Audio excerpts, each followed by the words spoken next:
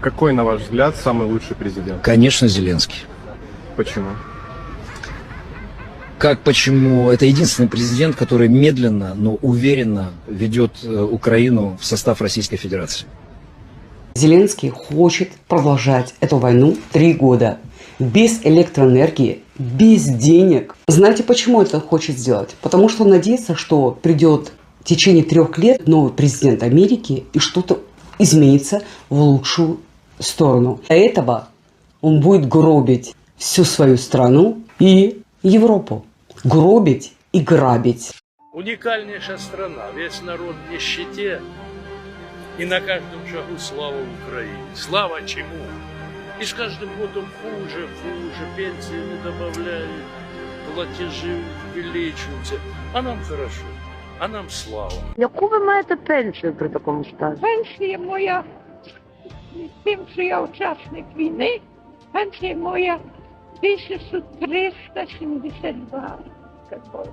Тобто при нинішньому курсі долара то аж $35. Скажіть, будь ласка, як ви даєте собі?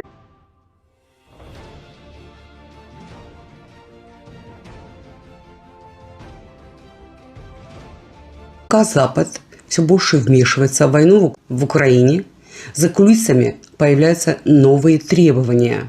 Речь идет о полном контроле над Донбассом. Все мы прекрасно знаем, почему Россия хочет Донбасс, потому что большинство населения на Донбассе русские. Сейчас на переговорах тоже американцы требовали Донбасс.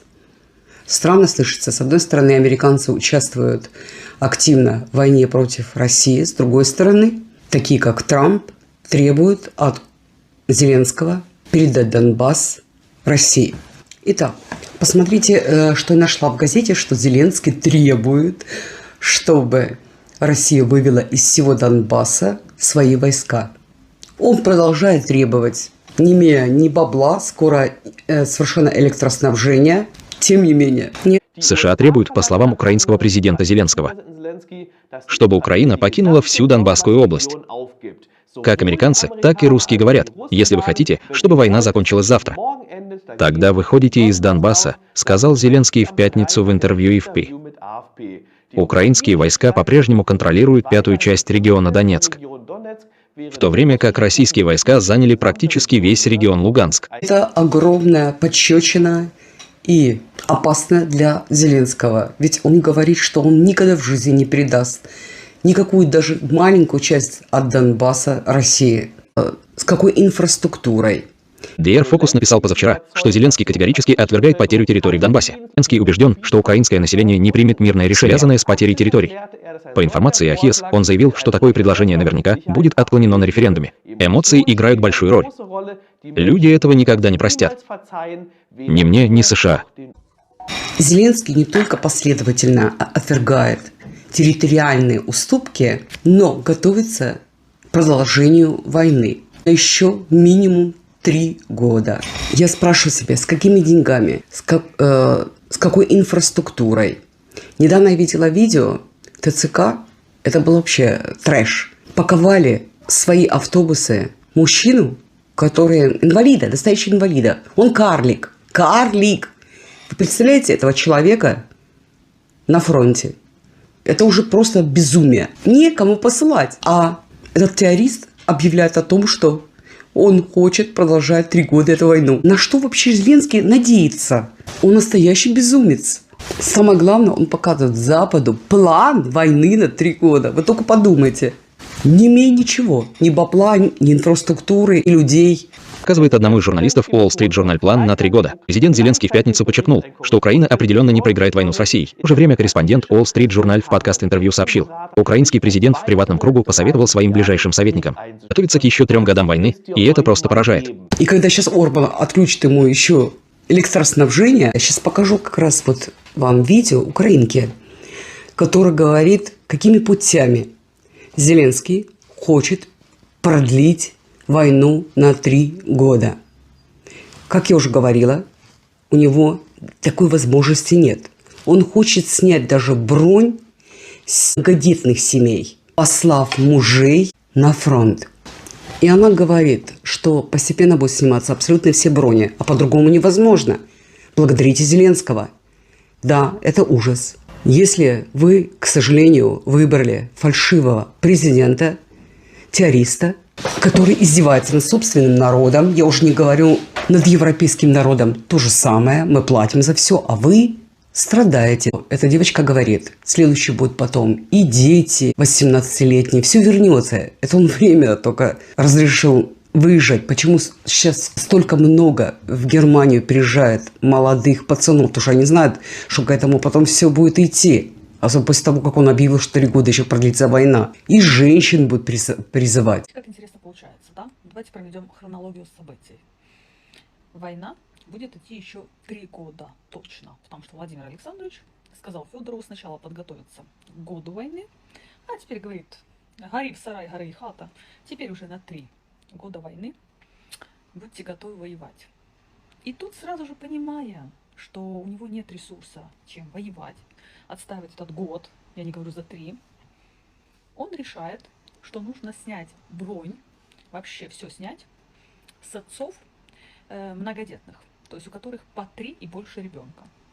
То есть я говорила ранее о том, что все брони будут сниматься, будут воевать 18-летние и женщины.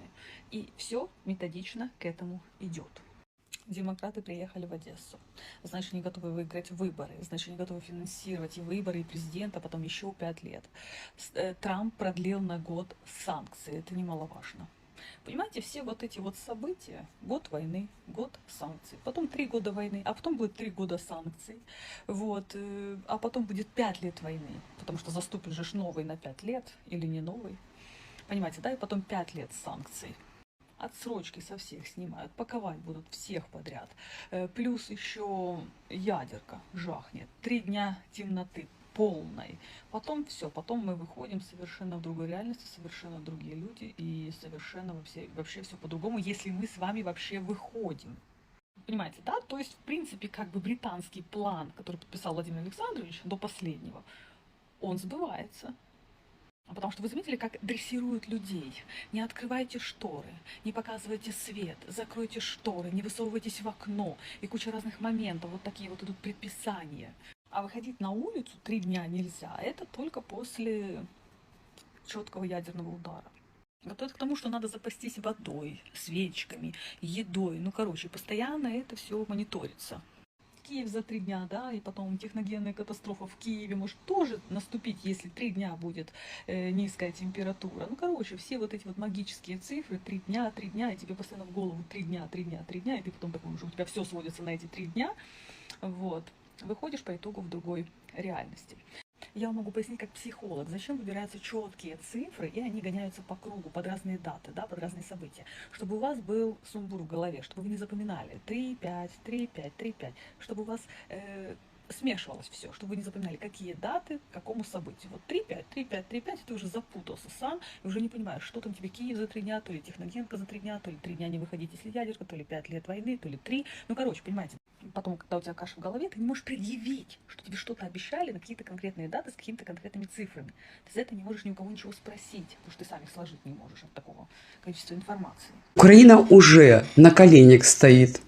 Миллионы жителей остаются без света, без газа, мерзнут, болеют, выходят на улицы, блокируют улицы Одессы. Образовался какой-то митинг, друзья. Сзади полиция пропустила меня, конечно. Я не знаю, там вон спереди какой-то митинг.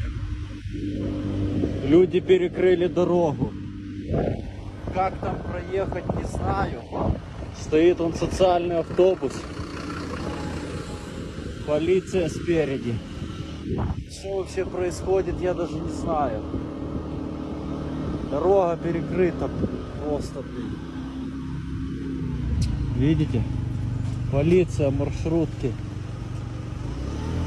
Просто не дают проехать просто вот так. Я не знаю, вот как быть. Не дают просто. Смотрите, что происходит. Что тут творится. Полиция, люди перекрыли дорогу. Проехать невозможно, друзья. Это походу из-за того, что в чудо-городе там света нет, я так понимаю. Из-за этого устроили митинг здесь люди. Вот так вот машины едут, смотрите. Вот так это все происходит. Люди все перекрыли. Короче, такой вот движ происходит.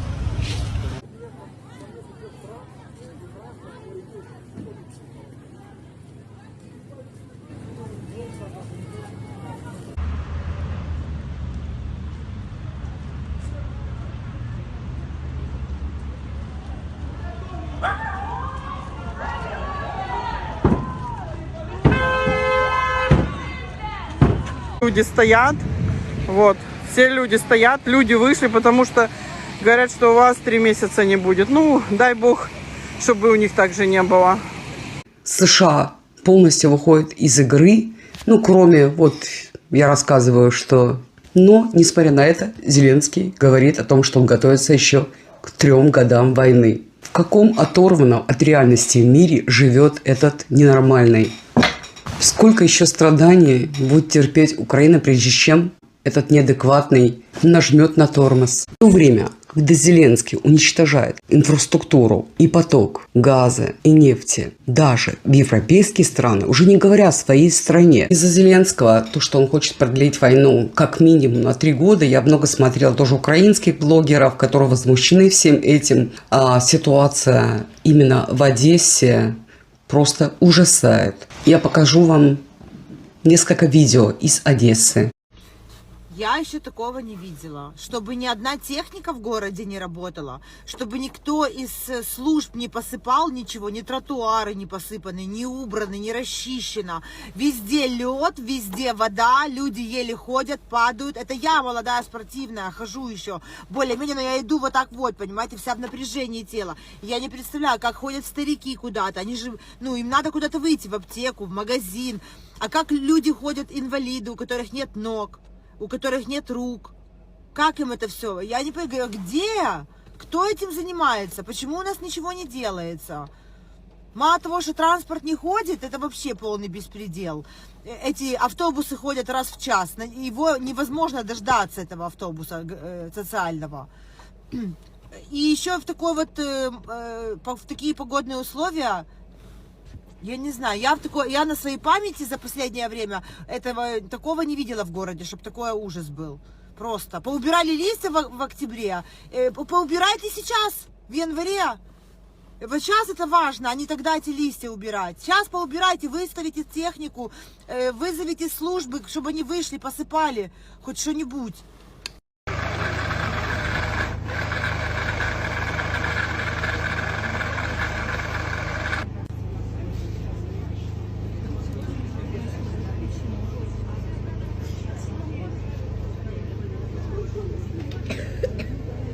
Дорогие мои, Одесса, Таирова, 3-й день нет у нас ни света, ни воды. Заряжаемся где можем. Сейчас иду заряжаться на новую почту. У нас, как всегда, здесь самая худшая обстановка вечно на Таирова. Со светом совсем. Метелька такая, но ее сейчас плохо тут видно. Все на генераторах. Дома обесточенные полностью. В общем, такая вот здесь сейчас будет темнее. Меня смотрят подписчики одесситы.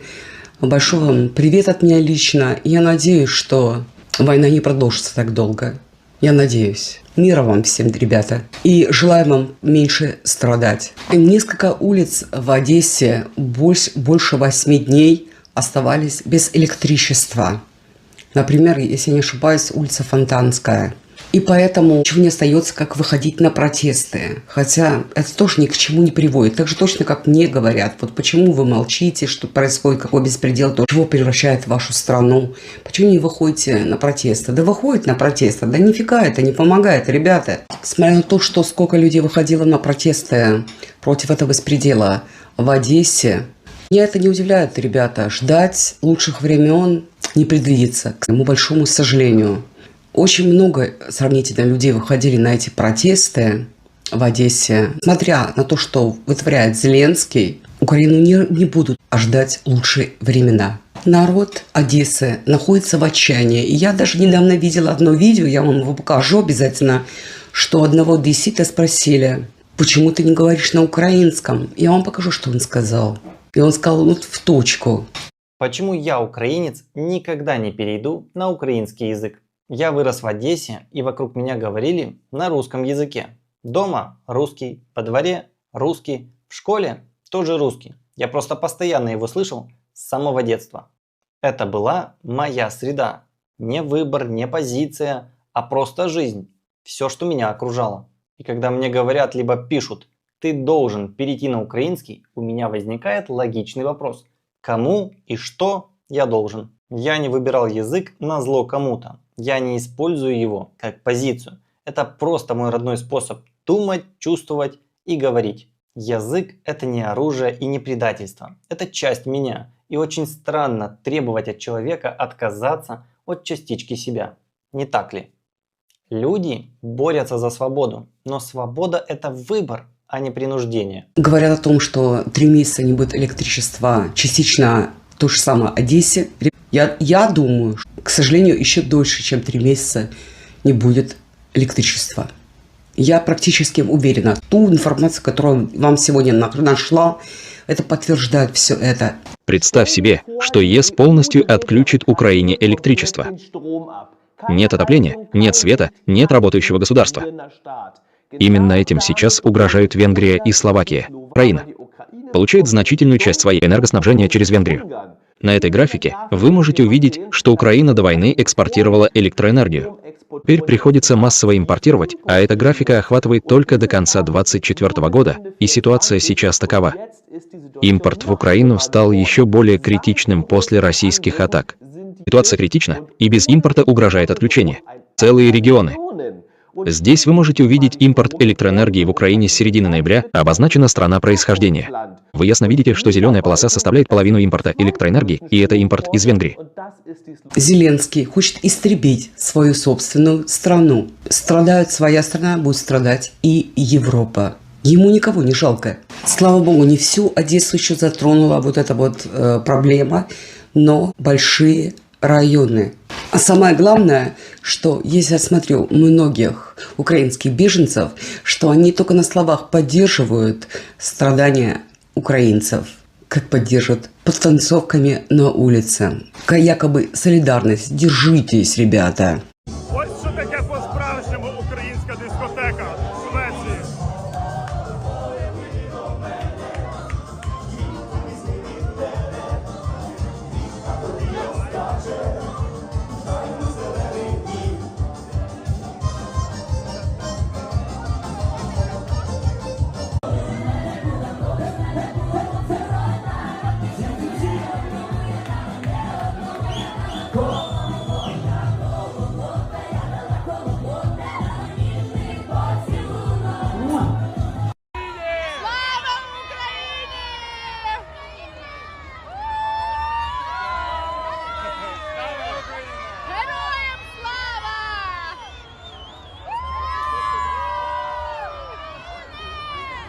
Я б ще раз сказав, не путайте провокації нікого, тому що я вас знаю вже. Ну, так я вам цитую президента. Героям слава! Героям слава! Героям слава! І все. Я кажу вам про президента, цитату президента. Слухайте мене. На чого ви рухаєте президента? Що ви, на що ви мені? Ви нашу рухаєте? Ви зараз говорите, я можу вас не слухати. Ви зі мною розмовляєте, я можу розмовляти. От і все, оце, пані Олю, я відповів, що чого сьогодні тут. Підтримати нашу країну повністю. І все. А решта не путайте, не колотіть. Дивіться, я вас питала, ви підтримуєте президента? Ви підтримуєте президента? Ви сказали так. В чому провокативність мого питання? Не колотіть. Ага, немає. Немає. Вашу підлу цього знаємо вже всі. Я вас тільки спитала, чи підтримуєте ви президента. Ви сказали так. Я нічого не скажу. Вам все, що ви можете сказати, це слава Україні? Героям слава. А про ТЦК ви нічого? Когда далеки чиновники в Украине, как и у нас тоже от своего народа, 15 тысяч долларов зарплаты, когда Украина страдает. И они считают, что это нормально. Их спрашивают, тебе не стыдно? Он говорит, нет. А почему ты не помогаешь простым людям? Ты же украинец, своим солдатам. Выглядит сегодняшняя Одесса, он это благодарит за это. опять же, Зеленского, который мог бы давно предотвратить то, что мы сейчас видим. Эти плачевные кадры. И если он хочет продолжить войну, хотя я в это не верю, у него не будет таких возможностей. Но если, не дай бог, еще на 3 года, я могу представить, что и кадр мы увидим через 3 года. То же самое Одесса. В Германии тоже была очень продолжительная, холодная зима, снежная. И я уже рассказывала, что именно только Берлин не посыпали дороги солью. Якобы это плохо для природы. Только единственный Берлин. Я еще говорила, что будто бы один единственный Берлин спасет весь мир. Я боялась действительно выходить на улицу. У нас нет машины по делам. Еле передвигались. Неужели в Одессе при таком гололеде не могли посыпать солью дороги? Что со стариками? Что с женщиной с детьми? Как выйти из дома? Всем пофигу абсолютно. Правительство и руководство заняты только своими делами, но только не своим народом. Сидите дома, 18 февраля, это просто в Одессе не то, что гололед. В Одессе хуже. Сказали в Одессе, что будет очень сильный снег, но не сказали, что будет дождь. И тут вот все катаются. О, не выходите. Ой-ой-ой, смотри. Да ты шо? Ты шо? Еще и ветер, чтобы вы понимали. Это просто жесть. Как ходить? Так, удобно, аккуратно. Не, ну надо было предупреждать, что не снег в Одессе будет, а лед. Дождь и минус равно очень скользко. Оп, оп, оп. Шла просто классное видео одной одесситки. Я как будто живу с вами не в одной стране. С одной стороны, мы видим кадры ужасов, которые происходят в Одессе и в других городах и регионах Украины, страдания людей. В это же время, разве это не позор хвалиться, что чиновник зарабатывает 15 тысяч долларов, и он говорит, это нормально. Многие с баблом выставляют в ТикТоке, Телеграмах посты, где они тусуются, разодетые в брендовые шмотки, с бокалом шампанского. Какая солидарность, какой патриотизм, что происходит даже в самой Украине. Я еще могу понять, окей, хотя это тоже ненормально, этих беженцев украинских, которые здесь живут. И так, как будто нет войны. Только когда выгодно они начинают, если хороший контент надо сделать, они затрагивают эту тему. По сути дела, те люди, которые не являются украинцами, которые не проживают в Украине, и надо больше вещают обо всем этом, больше сострадания имеют, чем те, которые являются украинцами. Разве это не подло? Разве это не мерзко? Посмотрите это видео. Что происходит вокруг, люди добрые? Я вот сижу и думаю, а мы точно в одной стране с вами живем? Потому что, с одной стороны, люди сидят без тепла и света, сидят по квартирам в куртках, под одеялами, с фонариками на телефоне, с последними надеждами, которые уже мигают, как эта лампочка в подъезде на Молдаванке. Работы нету, денег у многих тоже нету. У многих нету даже уверенности в завтрашнем дне. Я, между прочим, за последние 2 недели отправила пару десятков откликов на вакансии пиарщика. И что вы думаете? Правильно. Тишина такая, что хоть выходи на привоз и объявляй себя новым сортом рыбы. И вот ты сидишь такая пиарщик с опытом, с мозгами, с характерами, понимаешь. Приходится пиарить не компанию, а саму себя. Ну и Одессу маму заодно, потому что Одесса хотя бы отвечает мне взаимностью. А дальше я как человек из профессии начинаю наблюдать за повесткой. И что я вижу? Форумы, красивые люди в красивых местах, в красивых костюмах от кутюр на фоне красивых баннеров делают красивые фото, вещают красивые речи про развитие, стратегии и будущее. И все такие довольные, как будто бы они не форум провели, а свет людям в дома вернули. Я вот честно, без сарказма, не могу понять, как все эти форумы приближают нас к светлому будущему. Ну да, картинка красивая, бюджет на пиар-компанию, освоенный СММщик в сторис, все выложил, фотограф сделал нужный ракурс. Видеоотчет смонтировали так, что, кажется, Украина уже завтра станет Швейцарией. Вот есть только одна маленькая деталь. Люди все так же сидят без света, и без тепла, и многие без работы, и без уверенности, что завтра будет лучше. Я в свое время тоже проводила мероприятия, но там хотя бы было понятно: культура, литература, смыслы, смех, чтобы людям было чем дышать. помимо новостей. А тут что? Понты для самих себя, вечеринка в формате «мы молодцы, похлопаем друг другу», собрание элиты, чтобы убедить себя, что все под контролем. Пока народ тем временем выходит перекрывать дороги, потому что когда тебя не слышат словами, ты начинаешь уже говорить протестами. Когда тебе не отвечают письмами, ты отвечаешь криком. И знаете что? Я прекрасно понимаю всех этих людей, потому что терпение у нас не резиновое. И пока одни обсуждают планы восстановления, другие восстанавливают себя изнутри, чтобы просто хотя бы дожить до весны. Так что у меня один вопрос.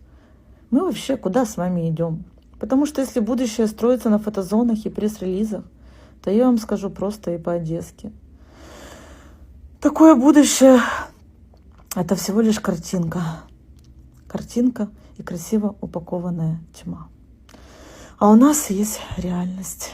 И сейчас я тоже покажу одно видео одного тоже парня, украинца, который и так и говорит: дайте, наконец, нормально молодежи пожить. Молодость бывает только один раз в жизни. Она быстро проходит. И вот прожить в таком ужасе, когда можно было закончить уже давно уже эту войну, из-за таких упырей, как Зеля, дайте своему народу пожить. Хватит вам зарабатывать на войне бабло. Подумайте о своем народе. Я думаю, я не единственный, кого интересует, когда уже вся эта хуйня закончится. Отключение света, нехватка воды горячей, нельзя помыться. Да даже приготовить, поесть нельзя, потому что у большинства уже электрическая плита стоит. Война уже идет 5 лет, да камон, ну ёба, 21 век, почему мы как обезьяны? Хрен, сука, сколько можно? Дайте нормально пожить. В то же время есть такие украинские аптеки, когда такое горе, когда это такое несчастье, важнее всего говорить на украинской мове. И ты можешь купить только лекарства, если ты говоришь на украинском. Вы только представьте, это самая большая проблема сейчас, которую имеет Украина. Просто беспредел. Причому здесь ви? При тому, що я не хочу вас чути. Так, ви повинні українською мовою обслуговувати всіх. Ви їх тоді не будете... Державна мова українська, сфера українській мові. Сфера обслуговування в українській. Може вам накидати? Перекладача беруть з собою, як не вміють по-українськи говорити. Ви не будете купляти цей Ні, позначає грубіть. Людина грубить. Ми за продавця. Вона не повинна вас обслуговувати російською мовою. Все. Так ви знімаєте, так я знімаю. Так, це публічне місце, я маю право знімати. І щоб потім дівчинку не звільнили роботи, щоб їй дали подяку. Вони лізуть і взагалі не Я не у вас, я стояла чек, де ви вернулися були. Я вже почала розраховувати. Ви зобов'язані говорити українською мовою. Дівчата вас мають обслуговувати українською мовою. Зобов'язані. Українська мова – це державна мова. В нас нема двомовності. Мовний закон. Вона вас не розуміє. В чому справа? Ми вас не розуміємо по-російськи. Все. Кличте перекладача. Платіть гроші за перекладача. Вона не розуміє. Не розуміє. Пакет по-українськи, кульок це по-російськи. Я не розумію вас. На сегодня все. Желаю вам всем здоровья, мира. Не забывайте ставить лайк, подписывайтесь. До скорого. Пока.